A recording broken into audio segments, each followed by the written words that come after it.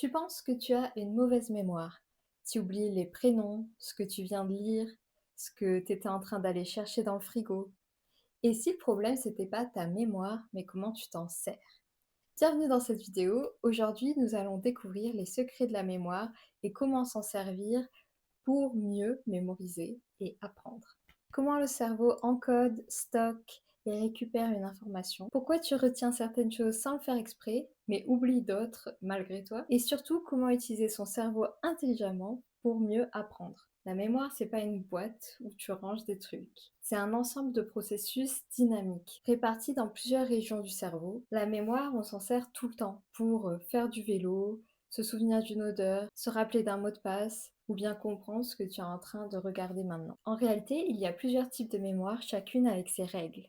Il y a la mémoire sensorielle, elle garde une trace des sons, des images et des sensations pendant quelques secondes. La mémoire à court terme, c'est ce qui va te permettre de garder une information en tête juste quelques secondes, par exemple un prénom que tu viens d'entendre, un numéro de téléphone, et puis si tu ne pratiques pas, c'est quelque chose qui va être oublié. Ensuite, nous avons la mémoire à long terme, divisée en trois parties.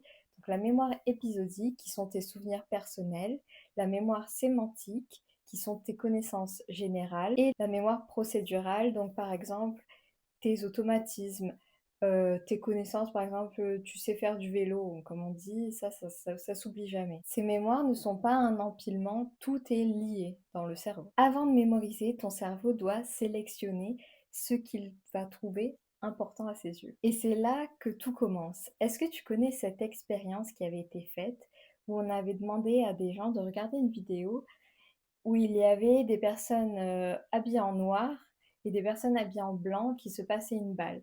Et on a demandé aux participants de l'expérience de compter les passes faites par les gens qui étaient habillés en blanc. Évidemment, à la fin de la vidéo, tout le monde a réussi à compter le nombre de passes par les joueurs qui étaient en blanc. Et puis à la fin, on leur a dit, est-ce que vous avez remarqué qu'il y avait un gorille qui est passé dans cette vidéo?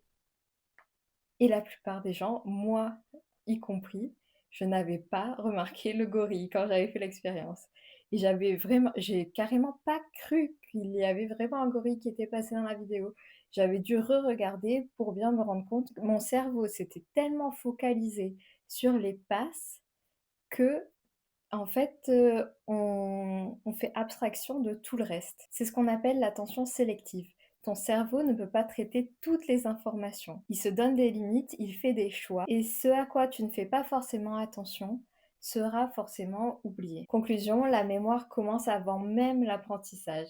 Si le cerveau sait à quoi faire attention avant qu'on regarde un cours, qu'on lise un livre, qu'on écoute quelqu'un parler, il fera en sorte à ce que ce soit ça qu'il garde en mémoire et le reste, par contre, il ne s'en occupera pas. Maintenant, comment se forme un souvenir? Quand tu apprends une nouvelle information, les neurones s'activent et plus tu répètes, plus les connexions entre ces neurones vont se renforcer. C'est ce qu'on appelle la plasticité synaptique. Petit à petit, les neurones forment un réseau spécifique. C'est ce qu'on appelle un engramme. C'est le support biologique du souvenir. Une fois qu'un engramme est bien formé, il suffit d'en activer une toute petite partie pour que tout le souvenir revienne. L'exemple célèbre qu'on connaît, c'est la Madeleine de Proust. Tu sens une odeur de Madeleine et d'un coup le souvenir revient en entier, parce que cette odeur active une partie du réseau. Mais par contre, pourquoi est-ce qu'on oublie? Notre cerveau est un outil qui va trier, effacer et optimiser. Tu oublies ce que tu n'as pas encodé, tu n'as pas prêté attention, alors ton cerveau va trier ce qui lui semble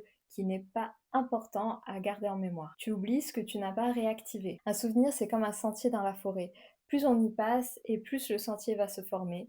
Au contraire, moins on y passe et plus l'herbe va repousser. C'est pour ça que la répétition est un des piliers les plus fondamentaux de la mémoire. Répéter renforce les connexions. Une des plus grandes découvertes des neurosciences, ce n'est pas le temps passé à apprendre qui compte, c'est la profondeur du traitement. Prenons par exemple des mots que tu devrais mémoriser.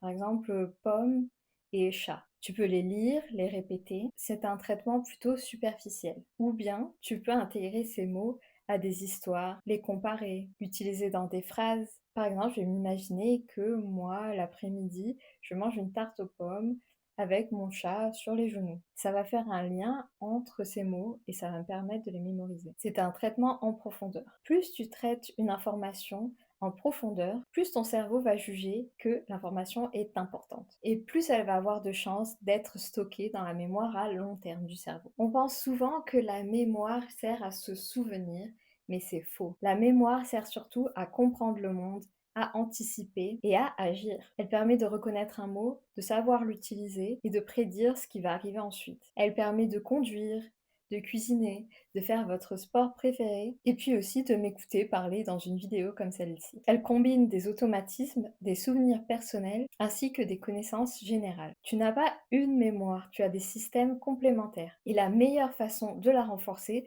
c'est de s'en servir. Faire des liens, enseigner aux autres, te poser des questions, créer, bouger, parler. Donc en conclusion, tu n'as pas une mauvaise mémoire. Tu as une mémoire humaine et il faut savoir s'en servir. Elle est sélective, mais elle est aussi puissante et incroyablement adaptative. Ce que tu retiens dépend de ce à quoi tu fais attention, de comment tu traites l'information et surtout de la manière dont tu la réactives. Et la bonne nouvelle, c'est que tu peux l'améliorer, tu peux t'entraîner et ce ne sera pas des hacks incroyables, c'est juste en pratiquant et en comprenant comment fonctionne ta mémoire. Si ça t'a plu, n'hésite pas à t'abonner, à activer la cloche et surtout à faire activer ton